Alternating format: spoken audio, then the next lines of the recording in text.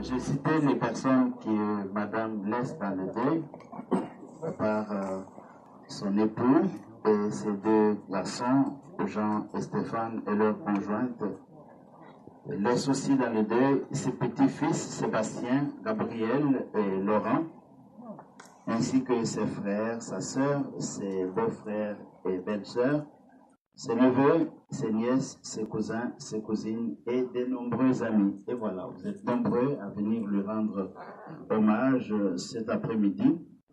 Et le temps que nous vivons ensemble, j'aime toujours le dire quand nous célébrons à l'occasion de ceux et celles qui nous quittent, que nous leur faisons un hommage. Au-delà de leur mort, c'est leur vie que nous venons célébrer ensemble pour tout ce qu'elle a été pour nous, pour tout ce que nous avons pu en retirer de bienfaits et qui nous ont aussi fait grandir dans nos propres vies. Et c'est tout cela que nous offrons à Dieu au moment où elle nous quitte.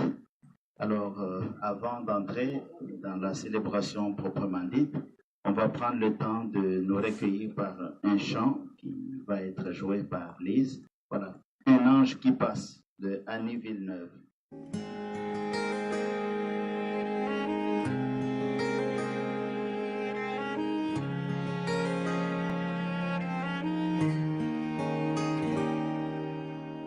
Tu jures de rester sage, tu jures de rester forte, de rester avec l'image de Dieu qui a tort. Ce soir, le ventre vide, tu cacheras tes larmes, ta mère, ton amour, ton guide. Cette nuit, jettera les armes, tu chasses les anges qui passent, c'est la peur du silence. Cette nuit, la vie t'a repris, la meilleure des amies. Une photo, un souvenir, une larme, un soupir de cette nuit qui s'achève. Elle te rejoint dans tes rêves.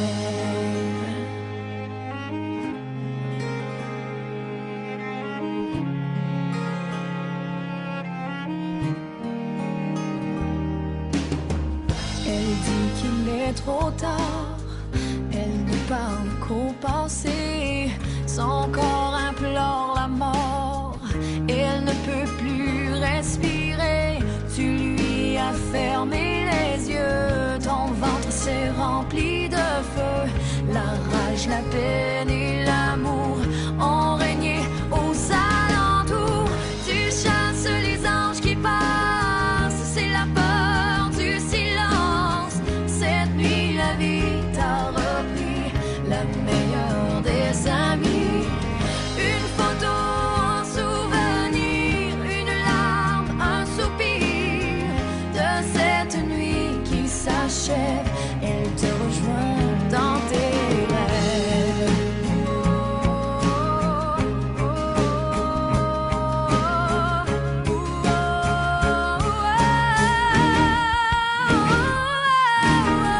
Tu chasses les anges qui passent, c'est la peur du silence. Cette nuit, la vie t'a repris, la meilleure des amies.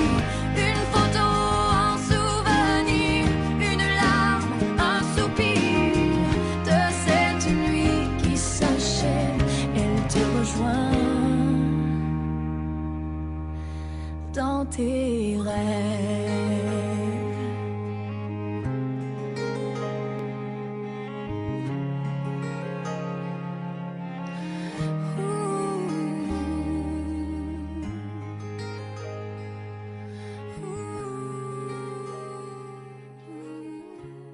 Seigneur, à Marielle, notre sœur dans la foi, qui nous a quittés, accorde le repos éternel et fais briller à ses yeux la lumière sans déclin de ta maison de paix et de bonheur.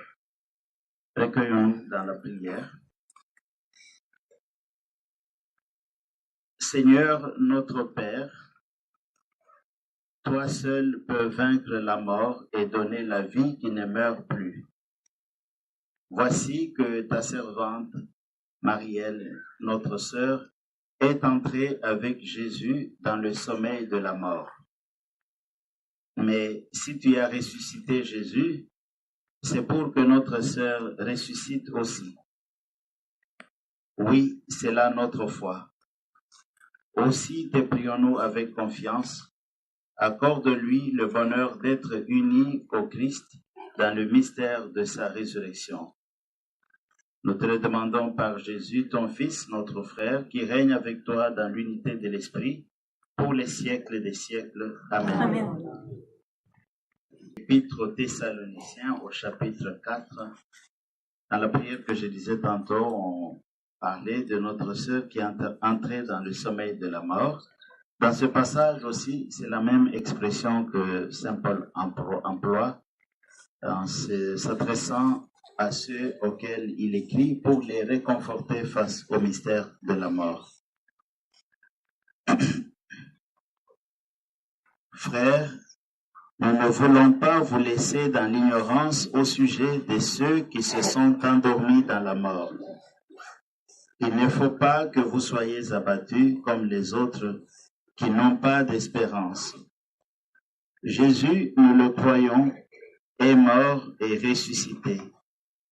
De même, nous le croyons, ceux qui se sont endormis, Dieu, à cause de Jésus, les amènera avec son Fils.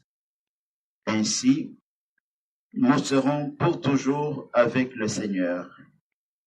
Retenez ce que je viens de dire et réconfortez-vous les uns les autres. Parole du Seigneur, nous rendons grâce à Dieu. Alors, ce petit passage de l'Épître aux Thessaloniciens, on l'intitule dans le lectionnaire qui nous le rapporte, Dieu nous prendra avec lui. Ça rend témoignage à la foi des premières communautés chrétiennes, ceux qui ont cru en Jésus dès le début et qui s'est posé aussi les mêmes questions que nous face à la mort. Et la réponse qu'il donne ici, on peut la dire, elle tient en deux volets. D'une part, nous sommes chrétiens, nous avons mis la foi en Jésus, nous ne sommes pas différents des hommes, nous ne sommes pas différentes des femmes avec lesquelles nous partageons la même humanité. La foi chrétienne ne nous arrache pas à la condition humaine. Donc, la tristesse, la douleur de la séparation, ça nous atteint aussi profondément. Et donc, il reconnaît que cela devrait être vécu et respecté. Pleurer nos morts, les pleurer avec notre sensibilité la plus élémentaire, c'est normal. Et il encourage à cela. Il ne nous invite pas à étouffer nos larmes, à étouffer nos sentiments lorsque nous devons les exprimer pour ceux et celles qui nous sont chers et qui nous quittent, comme c'est le cas aussi cet après-midi. Mais, et c'est la deuxième chose qu'il veut souligner, tout en pleurant, ne perdons pas de vue que nous sommes appelés à l'espérance. Face à la mort, qu'il appelle ici l'endormissement dans cet état, il ne faut pas que nous pleurions, que nous soyons abattus comme les autres qui n'ont pas d'espérance. Alors, s'adresse aux chrétiens du début en leur disant, pour la foi chrétienne, la mort, et ça on ne le dira jamais assez, la mort est l'occasion d'ouvrir notre regard vers un au-delà de la vie, qui ouvre sur l'espérance. Parce que nos morts ne sont pas condamnés à la réincarnation, à un destin Non, ils entrent dans une autre vie. Quelqu'un disait, c'est comme un enfant à naître, comme elle maintenant. À travers sa mort, c'est un passage vers une autre vie. Un enfant à naître entend probablement au dehors les bruits des personnes. À l'intérieur de sa mère où elle est dans l'obscurité complète, les parents l'ont précédé, lui ont donné un nom, ont pensé à lui. Il est plus ou moins conscient de ça. Mais tout cela, la vie qu'il attend, il n'en sait pas grand-chose. Il faut qu'il sorte de sa mère pour que malgré l'éblouissement, l'aveuglement que lui cause encore ce contact avec la lumière qu'elle n'avait pas jusque-là, elle puisse la traverser et poser son regard sur le regard de ceux et celles qui l'ont aimée avant qu'elle ne soit dans ce monde. C'est un peu aussi comme ça, Paul le dit ailleurs, nous marchons dans une sorte de clair-obscur, mais réellement au-delà de la vie, autre chose, quelque chose d'autre, d'infiniment plus vivant, plus vivifiant nous attend. Alors j'aime beaucoup l'expression qu'il emploie, ceux qui s'endorment dans la mort. Ceux qui s'endorment dans la mort. L'expression a traversé les siècles, c'est que pour les premiers chrétiens, les premières communautés chrétiennes, ceux et celles qui décèdent passent comme par une mort qui les fait passer de cet état-ci de vie à un autre état de vie. Alors, c'est des paroles qui sont encourageantes. Et tout cela, ils le disent pourquoi? À cause de Jésus, dit Paul. Dieu, à cause de Jésus, amènera ceux qui se sont endormis dans la mort, il les amènera avec son Fils. C'est la particularité de notre foi et c'est peut-être ça que nous voulons méditer, c'est peut-être ça que nous voulons accueillir humblement lorsque nous nous rassemblons pour célébrer le départ de quelqu'un qui nous quitte dans la foi. C'est que en Jésus, Dieu nous a appris et nous a fait le don de la vie, que la mort ne peut pas nous retenir captifs. Alors nous venons nous recueillir devant celle qui nous a quittés encore cet après-midi pour dire Dieu est plus fort que la mort. Dieu est le Dieu de la vie. Et nous pensons qu'au-delà de ta mort, il t'accueille dans la vie. Et que là, dans cette autre vie, tu restes encore en lien avec nous. Tu es vivante et tu chemines encore avec ceux et celles que tu as connus, qui te sont chers. Ces nombreux amis et amies, ta famille et tous ceux et celles que le Seigneur a mis sur ton chemin ici-bas. Alors, Dieu nous prendra avec lui, Dieu la prendra, Dieu l'a prise avec lui. Alors, nous demandons que son chemin vers celui qui l'attend au bout du chemin soit un chemin de douceur, un chemin léger, où au bout du chemin, il fait face à celui auquel elle a cru. C'était une grande pratiquante, c'était une femme de foi. Elle rencontrera la vie au-delà de la mort, la vie de celui qu'elle a aimé, c'est lui qu'elle a servi à travers la vie présente. On m'avait mentionné quelques traits de sa personne. J'aime beaucoup, moi, évoquer les traits de personnes qui nous quittent et que la famille aime bien se rappeler. Madame Marielle m'a dit qu'elle aimait beaucoup les gens. Ça se passe de commentaires, rien qu'à voir votre présence ici. Elle aimait jaser avec du monde, parler beaucoup. Elle aimait beaucoup danser. Son côté social était très poussé. C'est quelqu'un qui aimait savoir ce qui se passait. Elle aimait écouter, se renseigner sur les gens qu'elle connaît. Elle aimait aussi écouter et conseiller du monde. Elle aimait aussi sa famille beaucoup. Et qu'elle était particulièrement fière de ces deux petits gars. Et tout ça, je crois, j'aime souligner que les belles choses de la vie ne s'arrêtent pas avec les personnes lorsqu'elles nous quittent et qu'elles entrent dans la mort. Ça continue.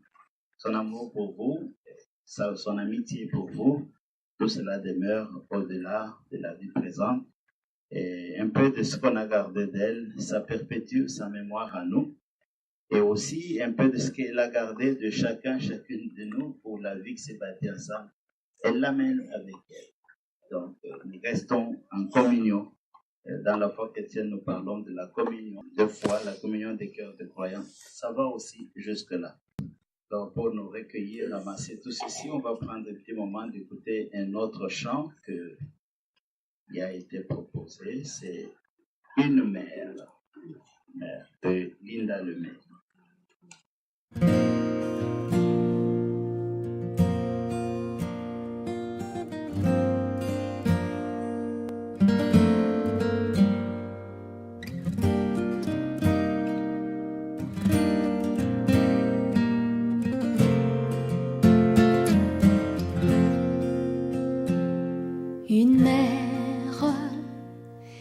travaille à temps plein, ça dort un œil ouvert, ça te garde comme un chien, ça court au moindre petit bruit, ça se lève au petit jour, ça fait des petites nuits, c'est vrai, ça crève de fatigue, ça danse à tout jamais, une éternelle gigue, ça reste auprès de sa couvée, au prix de sa jeunesse, au prix de sa beauté.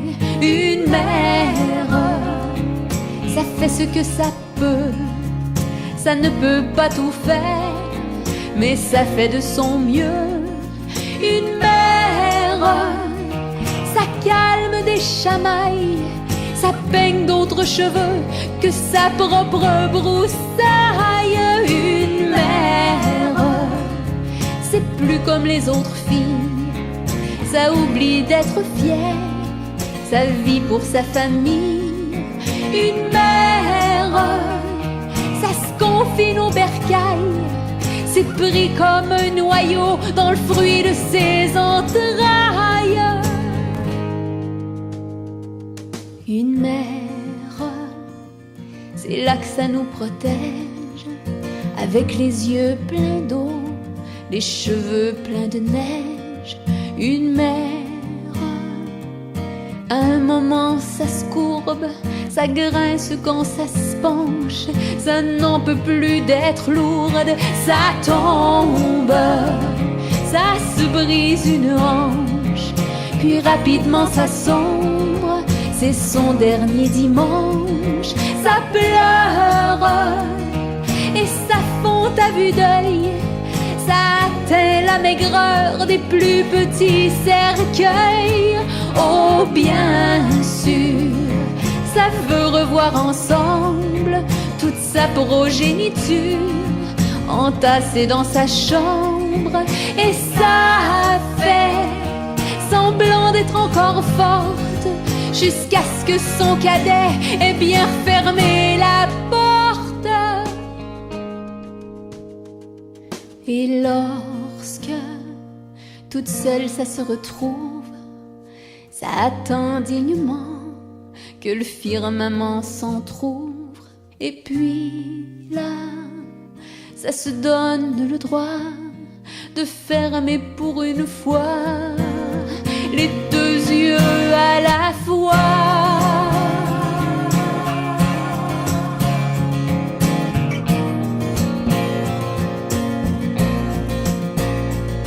Une mère, ça devrait pas partir, mais on n'y peut rien faire, mais on n'y peut rien dire.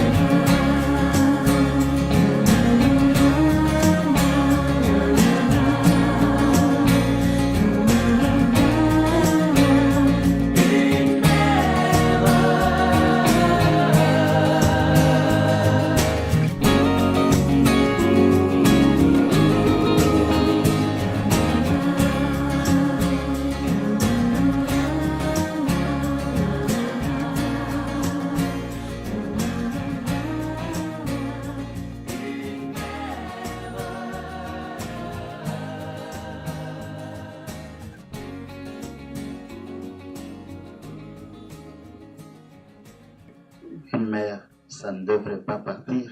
Je crois que c'est fort pour ces deux garçons, il est maintenant. Elle est partie et elle continue d'être avec vous. Alors on peut prendre un petit moment maintenant pour écouter un hommage que son fils Jean va lui rendre. Chère maman, merci pour tout. Merci de nous avoir donné la vie. Merci de nous avoir élevés, éduqués, orienter, consoler. Merci d'avoir choisi un Père bon, aimant et attentionné. Et toutes les chances de réussir dans la vie. Merci d'avoir été là lorsque nous étions tristes ou malheureux, pour nous consoler. Merci d'avoir été là pour nous guider et nous encourager. Y avoir pensé, je t'aurais laissé la parole, Jean, depuis le début de notre célébration. Je peux prendre maintenant le temps de faire monter vers Dieu nos prières encore pour elle. La prière qui a été proposée, c'est une prière qui célèbre les saisons de la vie. Ces étés, ces hivers, l'été qui n'arrive pas encore chez nous, mais commence à se manifester un petit peu avec quelques temps de chaleur. Bon, ces étés, ces hivers, ces printemps, ces automnes, mais aussi la 5e saison, cette saison qui n'est pas la saison physique, mais la saison de plénitude et de paix. Et tout cela, on l'offre à Dieu en remerciement pour ce qu'elle a pu s'aimer à travers tout ça, dans les cœurs de ceux et celles que Dieu a mis sur sa route. Alors, chers amis, notre vie, c'est toujours comme les saisons de la vie. C'est un long parcours et le temps nous est donné pour que nous puissions chercher et trouver le véritable bonheur. Prions aujourd'hui le Seigneur et bénissons-le pour ses bienfaits dans la vie de Marielle qui vient de nous quitter. Alors après chacune des intentions, on répondra « Béni sois-tu Seigneur ».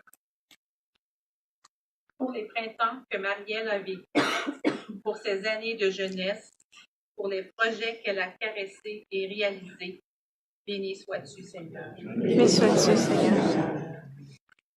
Pour les étés que Marielle a connus, pour ses années de travail et de don de soi, où elle a semé son temps, ses énergies, sa tendresse pour les autres, béni sois-tu, Seigneur. Béni sois-tu, Seigneur. Pour les automnes que Marielle a vécus, pour ces temps de récolte où elle a moissonné le fruit de son travail, le bonheur qu'elle a connu dans ses amis, béni sois-tu, Seigneur. Béni sois-tu, Seigneur.